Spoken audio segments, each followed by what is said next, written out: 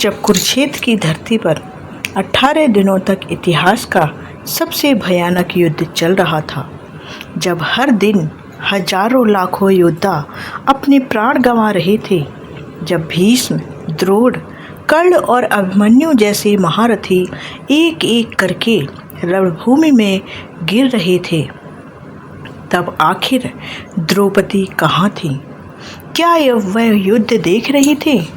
क्या उन्होंने अपने खुले हुए केस सच में दुशासन के रक्त से बांधे थे या कुछ और था? युद्ध के दौरान कुंती और गांधारी क्या कर रही थीं? क्या दोनों माताएं अपने पुत्रों के लिए रोती थीं या युद्ध रुकने की प्रार्थना करती थीं? और सबसे बड़ा सवाल कि युद्ध समाप्त होने के 15 वर्ष बाद आखिर ऐसा क्या हुआ कि धृतराष्ट्र, गांधारी और कुंती तीनों की एक साथ दर्दनाक मृत्यु कैसे हो गई? आज हम इन सभी रहस्यों का एक एक करके खुलासा करेंगे और वीडियो के अंत में आपको एक ऐसी सच्चाई बताएंगे जिसे जानकर आप समझ जाएंगे कि महाभारत केवल सिंहासन का युद्ध नहीं था, बल्कि एक स्त्री के सम्मान की लड़ाई भी था। इसलिए इस वीडियो को अंत तक जरूर देखिएगा और हमारे साथ बने रहिएगा। वीडियो को लाइक कीजिएगा, शेयर कीजिए ये जानकारी अपने दोस्तों और परिवार के लोगों के साथ और चैनल को सब्सक्राइब कर लीजिए, क्योंकि हम ऐसे ही रहस्य लेकर आते हैं। तो चलिए शुरू करते हैं। महाभारत की सबसे दर्दनाक घटना थी हस्तिनापुर की राजसभा में द्रौपदी का अपमान। जब युधिष्ठिर जुए में अपना सब कुछ हार चुके थे, तब उन्होंने विवश होकर द्रौपदी को भी दांव पर लगा दिया। दुर्योधन के आदेश पर दुशासन द्रौपदी को बाल पकड़कर सभा में घसीटते हुए ले आया। उस समय द्रौपदी बार बार एक ही प्रश्न पूछ रही थी कि जिसने पहले स्वयं को हार दिया, क्या उसे अपनी पत्नी को दांव पर लगाने का अधिकार था? लेकिन पूरी सभा मौन थी। किसी के पास भी इस प्रश्न का उत्तर नहीं था। भीष्म जैसे महापुरुष, द्रोण जैसे महान गुरु और धृतराष्ट्र जैसे राजा सब कुछ देखते रहे। जब किसी ने उनकी रक्षा ही नहीं की, तब उन्होंने अपने दोनों हाथ उठाकर श्री कृष्ण को पुकारा और उसी क्षण वह दिव्य चमत्कार हुआ जिसने इतिहास बदल दिया। दुशासन जितना चीर खींचता गया, उतना ही चीर बढ़ता गया। वह थक गया, लेकिन द्रौपदी की लाज नहीं लूट सका।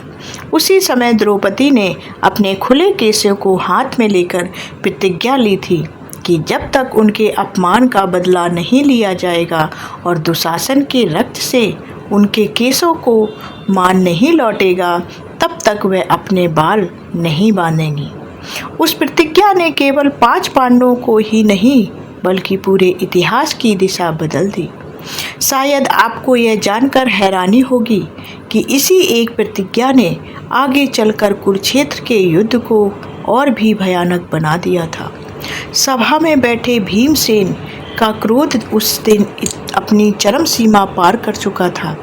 उन्होंने पूरी सभा के सामने प्रतिज्ञा की थी कि वह दुशासन की छाती चीरकर उसका रक्त बहाएंगे और दुर्योधन की उसी जांघ को गदा से तोड़ेंगे जिसे उसने द्रौपदी को दिखाकर उनका अपमान किया था। उधर कर्ण ने द्रौपदी का पक्ष लेने की बजाय कठोर शब्द कहे, जिससे उनके हृदय पर और गहरी चोट लगी। उस दिन केवल एक स्त्री का नहीं, बल्कि धर्म, न्याय और मर्यादा का भी अपमान हुआ था। यही कारण था कि वनवास के दौरान भी द्रौपदी अपने अपमान को कभी भूल नहीं सकी और समय समय पर पांडवों को भी उनकी प्रतिज्ञा याद दिलाती रहीं। समय बीतता गया। 12 वर्षों का वनवास समाप्त हुआ। फिर 1 वर्ष का अज्ञातवास भी पूरा हो गया। अब वह दिन आ चुका था जिसका इंतजार पूरी आर्य भूमि कर रही थी। कुरुक्षेत्र की विशाल धरती पर 18 अक्षौहिणी सेनाएं आमने सामने खड़ी थीं। शंख बज चुके थे, रथ सज चुके थे और श्री कृष्ण अर्जुन के सारथी बन चुके थे। लेकिन इसी समय एक ऐसा प्रश्न जन्म लेता है जिसका उत्तर बहुत कम लोगों को पता है।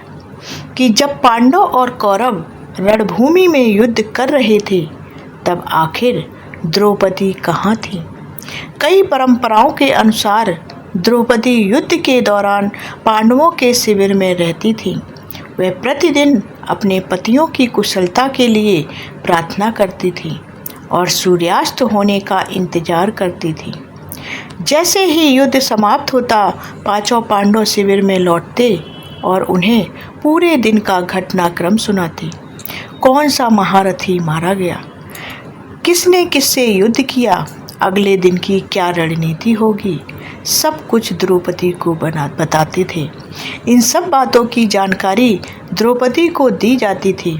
उनके लिए हर दिन एक नई परीक्षा था, क्योंकि उन्हें यह नहीं पता होता कि शाम तक उनके पांचों पति सुरक्षित लौटेंगे या नहीं। लेकिन द्रौपदी अकेली नहीं थी जिनकी आंखें हर शाम अपने प्रियजनों को खोजती थी। हस्तिनापुर में कुंती भी हर दिन चिंता में डूबी रहती थी। उनके सामने सबसे बड़ा द्वंद्व यह था कि रणभूमि में केवल 5 पांडव ही नहीं बल्कि उनका ज्येष्ठ पुत्र कर्ण भी युद्ध लड़ रहा है, जिसका रहस्य दुनिया से छिपा हुआ था। एक माँ का हृदय दोनों पक्षों के लिए धड़क रहा था। उधर गांधारी अपने 100 पुत्रों के लिए व्याकुल थी। उन्हें पता था कि दुर्योधन अधर्म के मार्ग पर है, फिर भी वह एक माँ थी और हर दिन अपने पुत्रों की कुशलता की कामना करती थी। सोचिए, उस युद्ध में केवल सैनिक ही नहीं लड़ रहे थे बल्कि माताओं के दिल भी हर पल टूट रहे थे। जैसे जैसे युद्ध आगे बढ़ा वैसे वैसे प्रतिज्ञाएं पूरी होने लगी। 14वें दिन भीम और दुशासन आमने सामने आए। भीम ने वर्षों पहले ली गई अपनी प्रतिज्ञा को याद किया और भयंकर युद्ध के बाद दुशासन का वध कर दिया। कुछ परंपराओं में वर्णन मिलता है कि इसी घटना के साथ द्रौपदी की प्रतिज्ञा भी पूर्ण मानी गई और वर्षों से खुले हुए उनके केस फिर से बंध गए। यह केवल बदले की आग नहीं बल्कि न्याय की विजय का प्रतीक माना गया था। लेकिन सबसे बड़ा प्रतिशोध अभी बाकी था। 18वें दिन दुर्योधन पराजित होकर एक सरोवर में छिप गया। जब पांडवों ने उसे खोज निकाला तब इतिहास का सबसे प्रसिद्ध गधा युद्ध शुरू हुआ। बलराम स्वयं इस युद्ध को देखने पहुँचे। दुर्योधन का शरीर इतना कठोर था कि भीम पूरी शक्ति लगाने के बाद भी उसे परास्त नहीं कर पा रहे थे। तभी श्री कृष्ण ने बिना कुछ बोले अपनी जांघ पर हाथ मारकर भीम को संकेत दिया। भीम ने संकेत को समझा और दुर्योधन की जांघ पर गदा से प्रहार कर अपनी वर्षों पुरानी प्रतिज्ञा पूरी कर ली। उसी क्षण द्रौपदी के अपमान का अंतिम प्रतिशोध भी पूरा हुआ। युद्ध समाप्त हो गया, लेकिन महाभारत की सबसे मार्मिक कहानी अभी शेष है। 15 वर्ष बाद धृतराष्ट्र, गांधारी, कुंती और संजय वन में चले गए। उन्होंने राजमहल का वैभव छोड़ दिया और तपस्या का जीवन स्वीकार कर लिया। एक दिन जंगल में अचानक भीषण आग लग गई। संजय ने तीनों से वहां से चलने की प्रार्थना की, लेकिन धृतराष्ट्र ने कहा कि अब उनका समय पूरा हो चुका है। गांधारी और कुंती ने भी उनका साथ नहीं छोड़ा। कुछ ही क्षणों में तीनों अग्नि में समा गए। बाद में देवर्षि नारद ने युधिष्ठिर को यह समाचार सुनाया और पांडवों ने उनकी आत्म शांति के लिए सभी धार्मिक संस्कार संपन्न किए। अब अंत का सबसे बड़ा खुलासा चलिए जानते हैं। महाभारत का सबसे बड़ा रहस्य यह नहीं कि युद्ध किसने जीता, बल्कि यह है कि उस युद्ध को जन्म किसने दिया। यदि हस्तिनापुर की सभा में द्रौपदी के सम्मान की रक्षा कर ली जाती, यदि उस दिन अन्याय के विरुद्ध कोई एक भी महान योद्धा खड़ा हो जाता, तो शायद 18 अक्षौहिणी सेना का विनाश कभी नहीं होता। महाभारत हमें यही सिखाता है कि जब धर्म के रक्षक मौन हो जाते हैं तब विनाश केवल शत्रु का नहीं पूरे समाज का होता है। यही महाभारत का सबसे बड़ा संदेश और सबसे बड़ा रहस्य है। अगर आपको महाभारत के ऐसे ही अनसुने रहस्य, श्री कृष्ण की लीलाएं और सनातन धर्म से जुड़ी अद्भुत कहानियां पसंद हैं तो वीडियो को लाइक ज़रूर करें और चैनल को सब्सक्राइब कर लें और बेल आइकन ज़रूर दबाएं जिससे वीडियो सबसे पहले आप तक पहुंचे।